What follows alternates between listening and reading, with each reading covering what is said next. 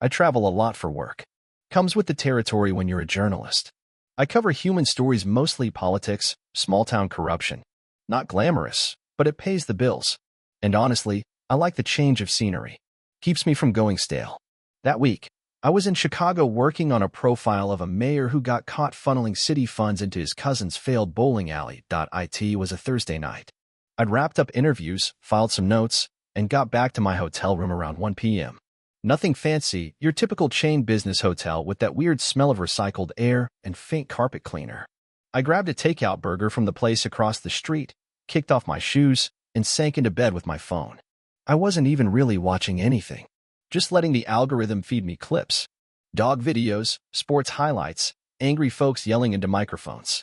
Then one caught my eye, local news back home. The caption read, "New sculpture garden opens downtown, locals react." It was filmed right in the heart of our city. I clicked on it mostly out of curiosity. I was wondering what was going on in my hometown. And now a little bit about her. Ashley. We've been married almost 8 years. She worked in marketing, ran the creative team at a mid-sized ad agency. Smart, sharp, and impossible to ignore in a room. When we first met, she was the kind of woman you noticed before she even said a word. There was just something about her.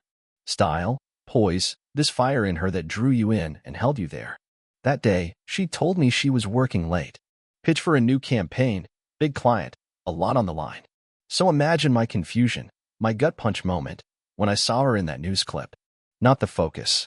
Just a background blur behind the reporter, walking down the sidewalk in her camel-colored trench coat. Same coat she wore the day we signed the mortgage papers. I recognized it instantly. But she wasn't alone. Some guy was walking next to her. Tall, clean cut, wearing one of those slim-fit jackets that scream overpriced. They were laughing. Not just a little polite chuckle, either, laughing. Heads tilted together, like they shared a secret. Her hand held his arm, and that's what alerted me the most. It lasted maybe 4 seconds before they turned out of frame. I paused the video, rewound, played it again, and again. My heart thudded hard against my ribs like a warning drum. I zoomed in until the pixels blurred her face, then zoomed out. I knew that smile. It was Ashley. No doubt. The video was online. I sat there holding my phone like it had turned into a brick of ice. My brain felt like it was tripping over itself trying to find a rational explanation. So I called her. She picked up on the second ring, her voice light and sweet. "Hey, babe. What's up? Hey, you still at work?" I tried to keep my voice level. "Yeah, I just ran out for lunch." "Why?" I didn't push. I didn't say I'd seen her on the news. I just said, "Cool. Just checking in," and hung up. Then I stared at the ceiling for a long time. Finally, I pulled up her office's number. They still had a front desk line listed on the website. I dialed. A woman answered, cheerful and oblivious. "Hi, is Ashley around?" I asked. There was a short pause. "Ashley? Oh, she's on sick leave today." My throat dried up. "Are you sure?" "Yes, I have it right here in the schedule. She called in this morning." "Right. Okay. Thanks." I hung up. And then I just sat there, in that bland hotel room with its beige wallpaper and ugly throw pillows, trying to decide what I was supposed to feel. Anger didn't come first. That's the weird thing. It was confusion. Like someone had handed me a puzzle with half the pieces missing and asked me to solve it under a ticking clock. Then came the hurt. The kind that doesn't even sting yet. It just settles somewhere deep in your chest and makes everything feel a little colder. I didn't sleep. And in the back of my mind, something cracked open. A voice I hadn't heard in a long time. She's hiding something. And I needed to know what. I woke up the next morning with a pounding in my head and a knot in my stomach that hadn't gone away since I saw that news clip. I barely touched the hotel breakfast, just poked at the eggs and let the coffee go cold. I didn't know what to do at first. Talk to her? Act normal? Pretend it didn't happen? I went through 1,000 scenarios in my head and none of them made any sense. Then I remembered a conversation I had almost 2 years ago with a guy I'd worked with on a long-form piece about city infrastructure funding. His name was Jake. He was a sharp guy, married longer than me, and I remembered him once telling me that his wife had cheated. Said he handled it quietly, but effectively. So I gave him a call. Wasn't even sure he'd answer, but he picked up after the first ring. "Hey man," I said. "This might be a weird question, but you remember telling me about your situation a while back?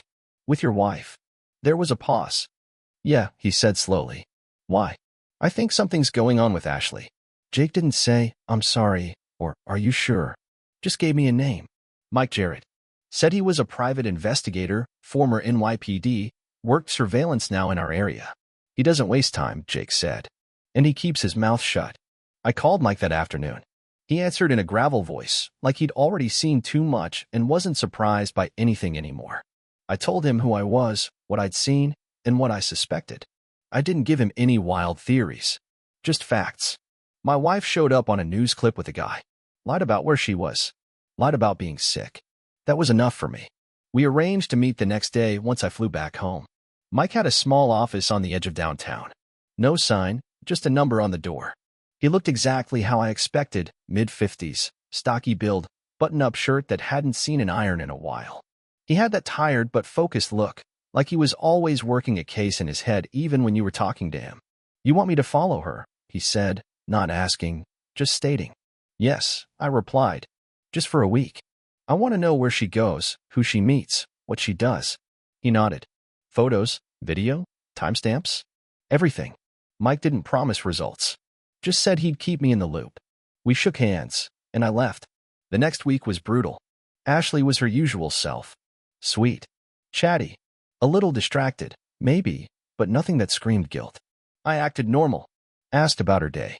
Let her talk. But every minute we spent together felt like walking across a frozen lake, waiting to hear that first crack. Mike started sending me updates every evening. Always short and straight to the point. No fluff. It was business as usual for the first 3 days. I won't lie, I started doubting myself. Maybe I'd overreacted. Maybe the guy in the video was just some coworker, and I caught them laughing at some dumb joke. Maybe I was about to blow up my marriage over something small. But then came day 4. Mike wrote. 1:10 p.m., Ashley arrived at 1527 Grandview Tower. 1:13 p.m., entered lobby. No deliveries in hand. Alone. For 48 p.m., exited building. Drove home. The same thing happened on days 5 and 6. No names. No conclusions. Just facts. Grandview Tower was a newer development. High-end, luxury condos, concierge desk, private gym, rooftop bar, the works. I texted Mike. Any idea who lives in the unit she goes to? He said he'd get the apartment number and run it through his sources. An hour went by, and he got a result. Registered to David Carter. 32. Owns 3 hardware stores. Drives a black Tesla Model 3. No criminal record. Looks like a clean guy. Lives alone. I Googled him out of pure instinct. Found a photo from some local business article, Young Entrepreneurs to Watch. He looked like he stepped off a magazine cover.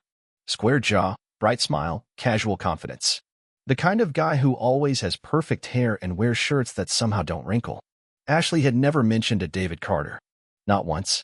And I knew most of her friends. Or thought I did. I asked Mike to keep an eye on the place. Nothing too aggressive, no knocking, no interaction. Just keep watching. See if she kept going back. She did. And I couldn't shake the feeling anymore.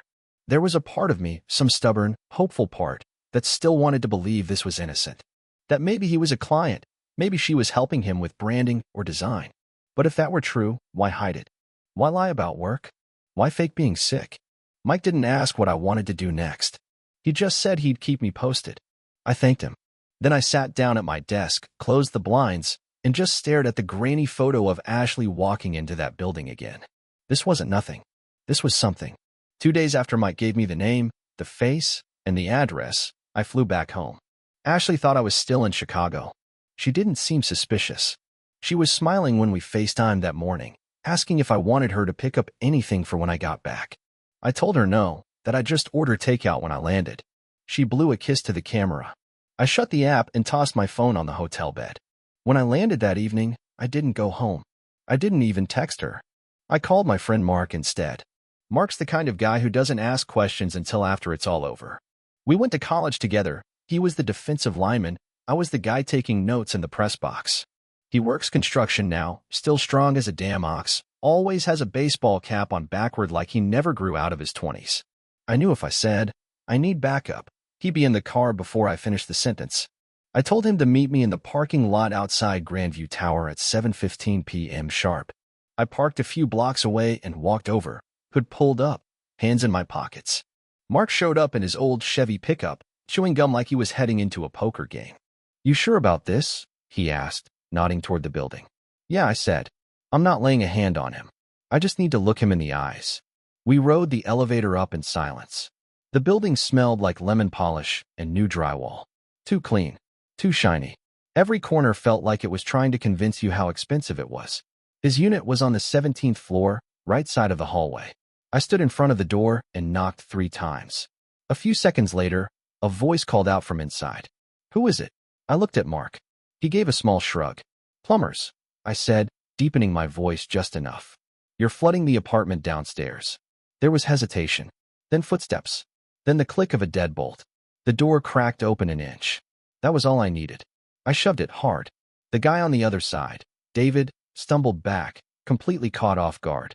He hit the hardwood floor with a thud, landing on his back like someone had yanked the rug out from under him. Mark stepped in behind me, blocking the door just in case. David scrambled to sit up. What the hell, man? Who are you? I'm calling the cops. He reached for his phone on the side table. I pulled a photo from my jacket pocket. Me and Ashley, on our 5th anniversary, standing in front of the vineyard we visited in Sonoma. Smiles, wine glasses, her head on my shoulder. I tossed it into his lap. You didn't know she was married? I said, voice flat. Well, now you do. He stared at the photo, blinking. His mouth opened, then closed again. The realization hit him all at once. He looked young, not stupid, just arrogant. The kind of guy who thought he could get away with anything as long as he smiled the right way. I didn't. Listen, I had no idea, he said quickly. She said she was separated. Of course she did. I didn't yell. I didn't threaten to hit him. I stood there, hands in my pockets, letting the silence stretch. That always unsettles people more than shouting. Here's the deal, I said. I could ruin you. His eyebrows lifted. I've worked in this town for 15 years. I know people in the press. I know a guy in the zoning board. I know your competitors. You run hardware stores, right? He nodded slowly. I could have every article that comes up when people Google your name tied to words like adulterer and homewrecker. I could have every delivery permit delayed. Every inspection mysteriously rescheduled. I took a breath. But I don't want any of that. I don't want drama. I want the truth. And I want proof. He blinked at me. What do you mean?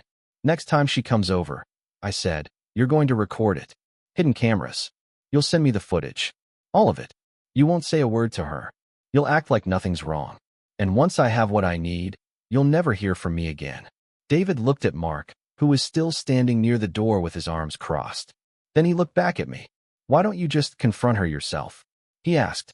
That's my business, I said. We stood there in silence for another long beat. Then he nodded. Okay, he said quietly. Okay, I'll do it. I'll be in touch tomorrow with the equipment, I said.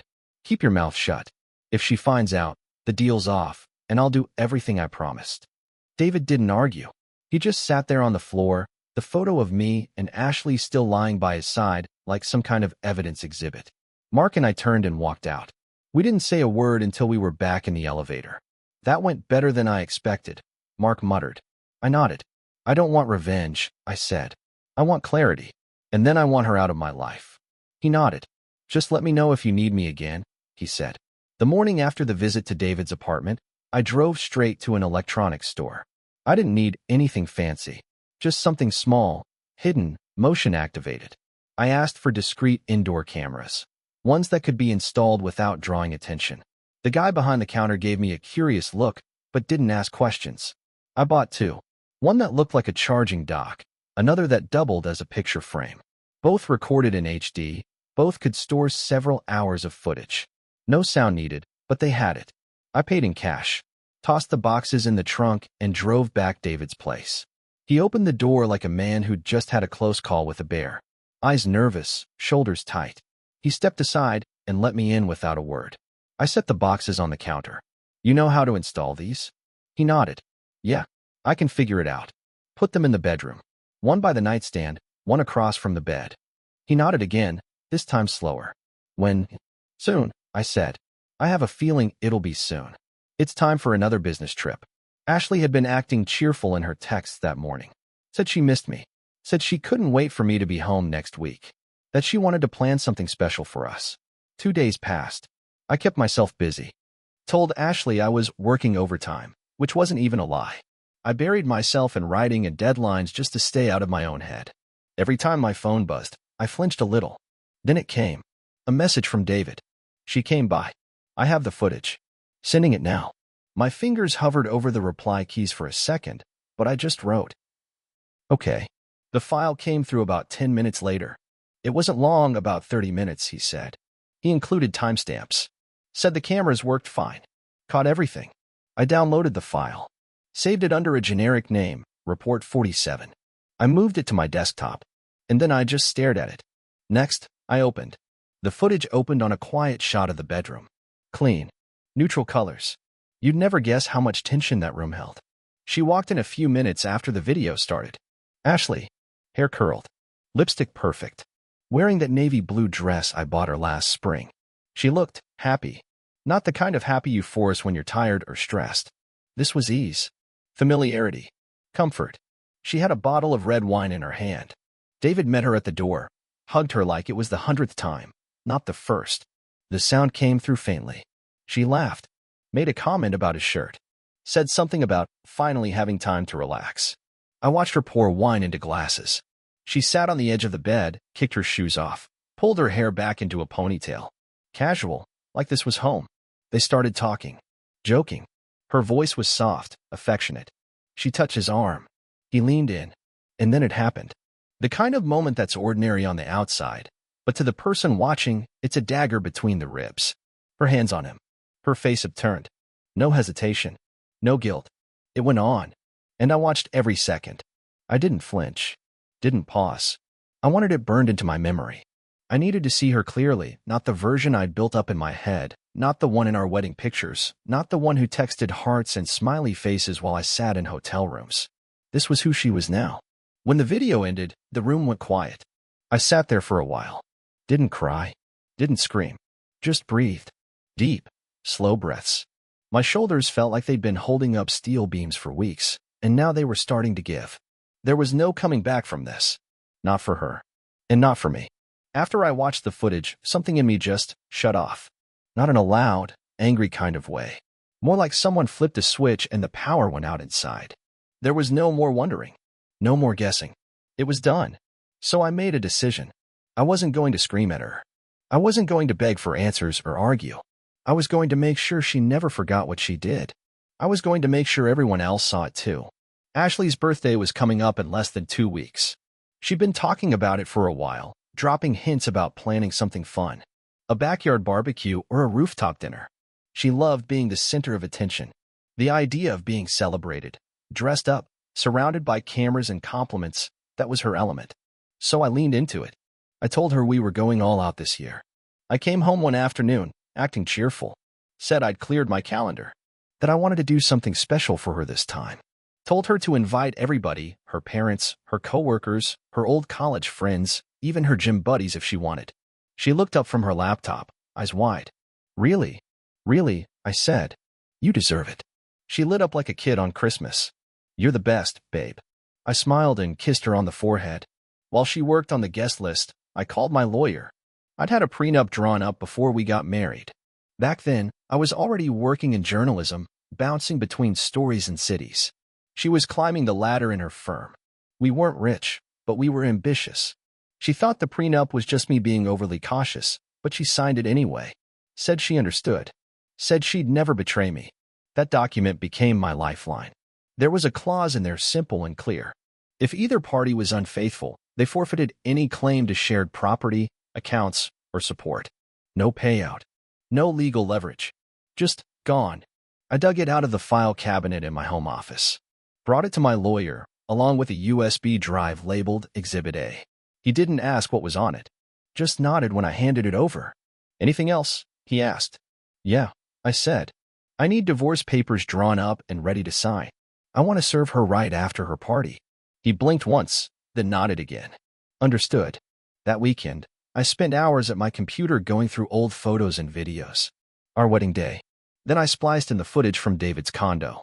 I didn't use all of it, just enough. I kept it clean. Cut in the moments that mattered. Her smile when she walked in. The way she poured the wine. The sound of her laugh, her voice calling his name. The way she leaned into him with a kind of warmth I hadn't seen in months. I didn't add music. No dramatic editing. Just a straight cut from joy to betrayal. I watched the final product once, then saved it as Ashley's celebration. The next few days passed slowly. She kept texting me pictures of decorations, asking me what kind of cake she should order. She would never forget it for the rest of her life. The night before the party, I couldn't stop pacing. I went into the garage to be alone, sat on the cooler and stared at the wall for a long time. It wasn't doubt. I wasn't second-guessing. I just felt quiet, still, like the eye of a storm. I checked everything 3 times, the laptop, the projector, the cables. I had backups of the video stored on 2 different drives. I wasn't taking chances. When I came back inside, she was already in bed. She smiled and said, "Tomorrow's going to be amazing." I nodded. It'll be one for the books. The night of Ashley's birthday party felt almost surreal. Like watching a movie I'd seen before, but I was the only one who knew how it ended. Everything looked perfect. You'd never guess the storm that was coming. She looked stunning. She wore this deep red dress that hugged her figure just enough to make people notice. Her parents were there, all smiles. Her best friend from college flew in from Denver. Her coworkers showed up too, half of them wearing heels they clearly regretted by the second hour. Everyone was laughing, talking, drinking. Nobody had a clue. I didn't rush it. I waited. It was about 2 hours into the evening when someone raised a glass for the 3rd toast. One of Ashley's coworkers stood up and gave a sweet little speech about how Ashley's light made the office brighter and how she always knew the right words for every ad campaign and every bad day. There were a few chuckles, a few warm claps. When the applause faded, I stepped forward. "Mind if I say something?" I asked. Ashley looked surprised but happy. Of course. I picked up the remote and walked over to the projector. I could feel every pair of eyes on me, but I didn't flinch. "I put together a little video," I said. "A tribute to Ashley. Our journey together. Some memories, some moments I'll always carry with me." There was an from someone in the back. Her mom clasped her hands like she was about to cry already. Ashley beamed. "You didn't have to do that." "I wanted to," I said. "You deserve it." I hit play. The lights dimmed. The room quieted. The first 10 minutes were beautiful. Photos from our wedding day. Us at the lake. Our trip to New York. Short video clips of vacations, family holidays, moments that felt like they belonged to someone else now. People smiled. Her best friend leaned over and touched her hand. Her mom wiped a tear with a napkin. Then the tone shifted. No transition music. No warning. The footage switched to a clean, unfamiliar bedroom.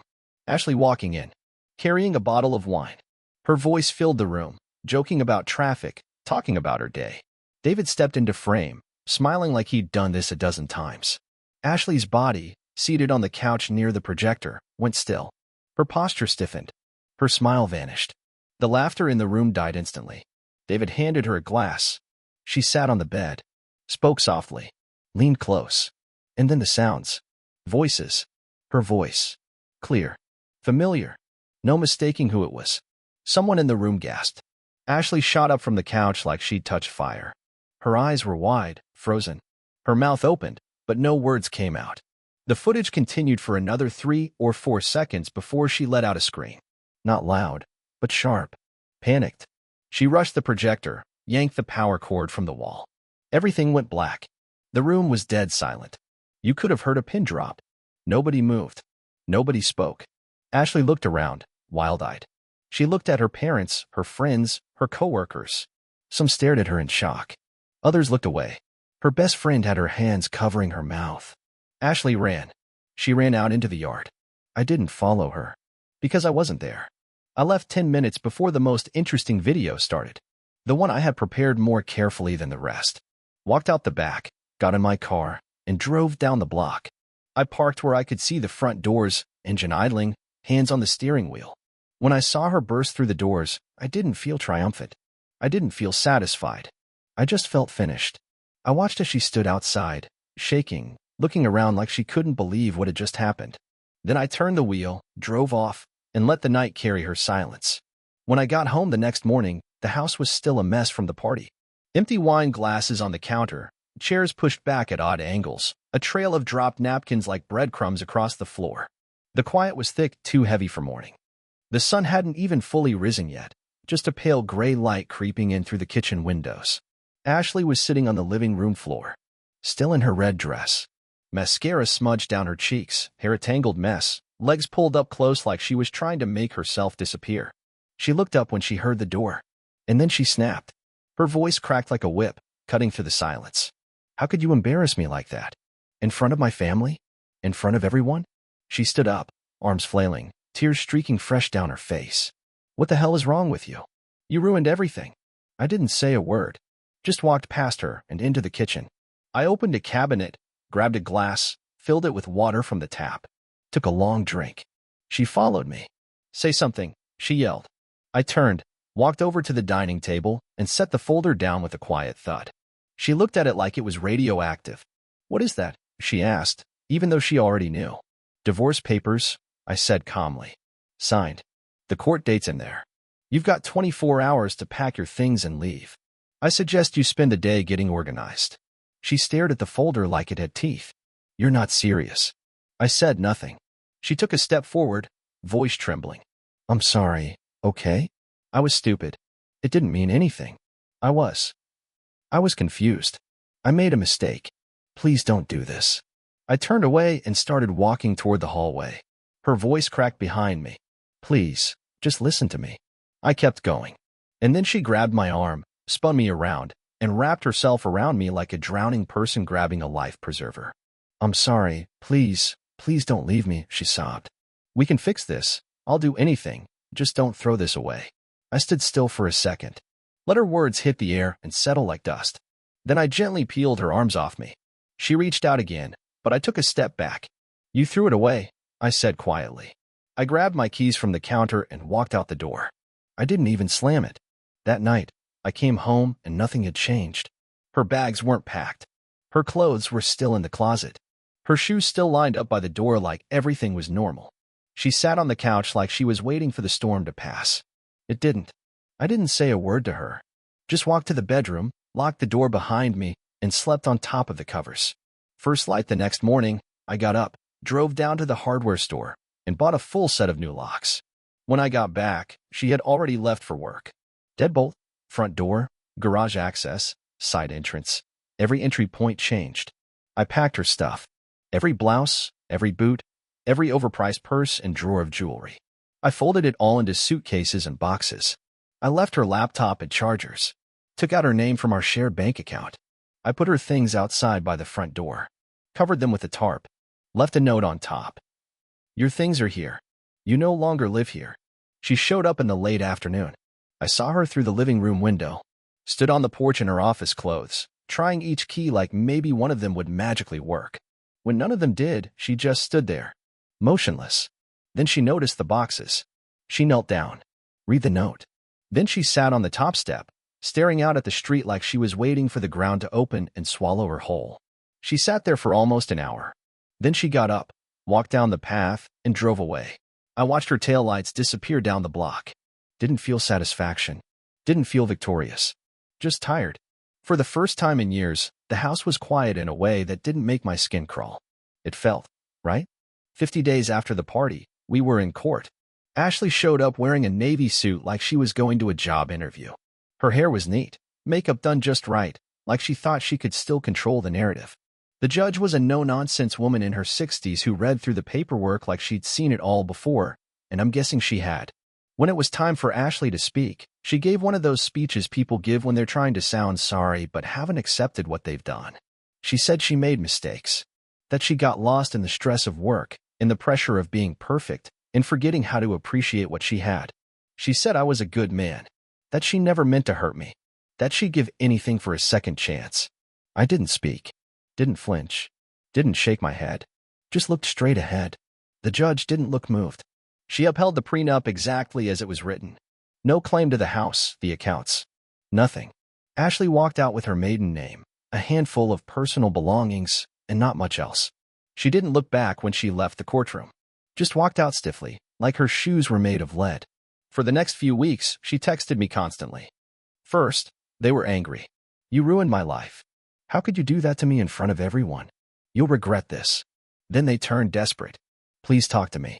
I miss you. I'm so sorry. I didn't respond. Not once. Eventually, they stopped coming. I stayed busy. Picked up more writing contracts, took a few consulting gigs. A friend hooked me up with a developer working on a new magazine launch, and I ended up helping them build out the editorial side. Paid well. Gave me something to pour myself into. I sold the house about 6 months after the divorce. Too many memories in those walls. Too many echoes. I bought a condo closer to the city. Smaller, quieter, mine. And then I met Claire. She wasn't flashy or dramatic. No games. No complications. She taught math at a local high school. She didn't care about attention, only about being honest and kind. We got married a year after we met. Small ceremony, just a few close friends and her parents. No spectacle, just vows that meant something. One afternoon, about a year into our marriage, Claire and I were at a quiet little cafe downtown. We liked the place, soft music, handwritten menus, fresh sourdough. We were sitting by the window, sipping coffee and sharing a slice of apple pie.